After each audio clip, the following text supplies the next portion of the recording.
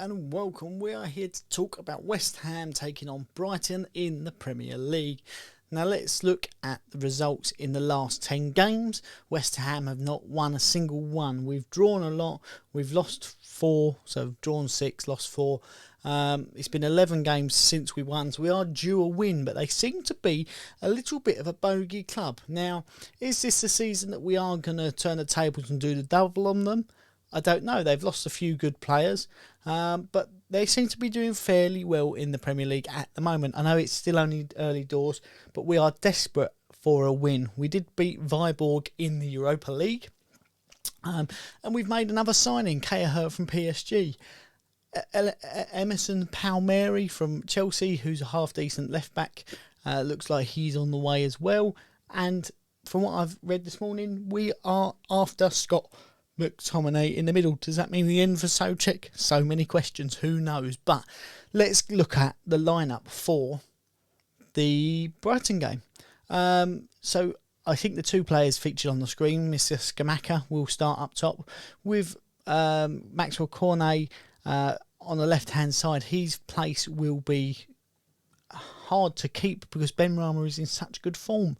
Will we see Benrahma maybe pushed into the middle in that sort of number 9 role, or will we see Cornet pushed up top, maybe playing a 2 up top?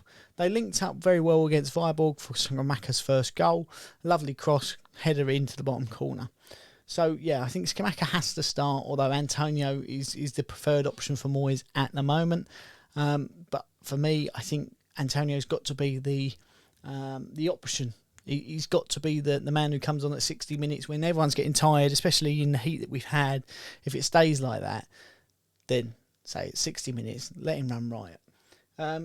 Cornet, for me, I would put him in with Jared Bowen. They both played on Thursday, but they played well, and it's extra minutes, isn't it? So you can't not start Bowen. He's sort of a workhorse going there.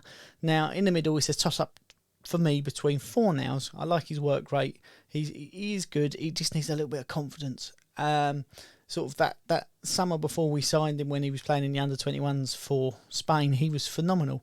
He's come to us and his confidence has taken a little bit of a knock. But yeah, so I think he needs to start, if I'm totally honest with you. And then Benrahma as well is an option to come on and cause lots of problems.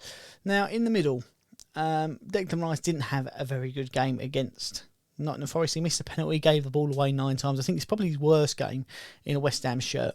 But we'll forgive him because he's our captain. He wears his heart on his sleeve, and generally that's going to be a little blip. I think he'll be back to his very best in this game. I think he has to start. And I would put in Flynn Dowles, if I'm totally honest with you. And the reason I say that is for his passing ability. So that's what we seem to be lacking a little bit, is that ability to just string together passes. Now, Souček is phenomenal in the air. He does run a lot, but since last season, he's not really been the same player as that first season we had him. I do like Souček as a player, but I think it's your chance to give this new guy a run in the team, let him see what he can do. I mean, out of the top 5 leagues, he played for Swansea in the Championship. Out of the top 5 leagues in Europe last year, he had the highest pass success rate. So even if it's simple passes, that player to dictate the pace in the middle of the field while Declan does his runs, just let him pass and ping the ball about and see where we go from there. Now, at left back, you could also say Cornet could go in there if Benrahma slots him, but I think Cresswell's got to start. He's done very well. I did like a pun the other day. His name should be Aaron Crosswell because he crosses very, very well. And with Scamacca up top, definitely need some decent balls into the box.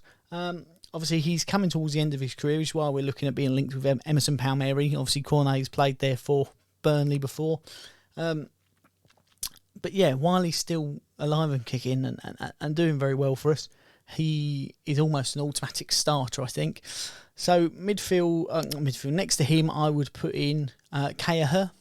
He did come on against Viborg. Don't know how to pronounce it, the Norwegian team, and seemed to be pretty good. Obviously, he's not played loads of football recently for PSG, which is why we got him fairly cheap, I think. But looked solid, looked fast, looked determined. Put him in the starting lineup. next to Kurt Zuma. Now, Ben Johnson has been doing very well for us, filling into that role, but he's a right back, isn't he? Let's be serious. He's a right back, and I would put him. Would I play Ben Johnson? This is the difficult thing. Is we're now getting to a point where we've almost got 2 players for every position, and they're all pretty good. Like I'm quite happy with all of them if they're on the starting lineup. Do you know what I mean? So I think I would put Soufal in. He started the season reasonably well. He's putting in crosses. And Ben Johnson, I would save for maybe the next game, and just alternate them so they don't get tired, but they're playing games constantly. And in goal, it's going to be Lucas Fabianski. He has returned from an injury, which is really good. Wasn't out for too long. Had a dead leg, didn't he, against Manchester City. Areola played well against Freiburg, made a couple of good saves, but he looks still like the second stringer for David Moyes. What do I make of this? We've had a good transfer window, I suppose. There will be a video on it about in its entirety, the players we've signed, the depth of the squad, things like that in its entirety. But yeah, it's one of those games or one of those things that we need to look at in a lot more detail. In terms of the Brighton game, we need to win, but being a bogey team, I think on the podcast I went for a 2-2 draw. I've seen a couple of games where we've dominated one half, they've dominated the other. But I think this is the game we need to get kicking in this game. We played City, which is sort of a bye week for everybody. We played Nottingham Forest on their first home game of the Premier League in almost, 2 decades? So they were up for it. And we couldn't have scored on that day. We couldn't have scored.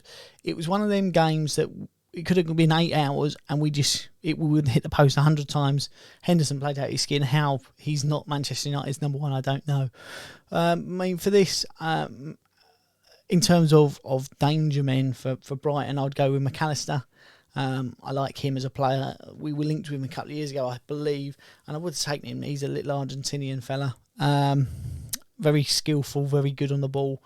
And yeah, I mean, you don't go to Brighton and go, oh, their prowess of scoring goals, but they seem to get results, and especially against us, they seem to get results. So I think that's the starting lineup. I would take a draw at this point, but we need a win desperately. Let me know what your guess is for who's going to start and who is going to win this game in the comment section below. Till then, I've been Ian. See you soon. Bye.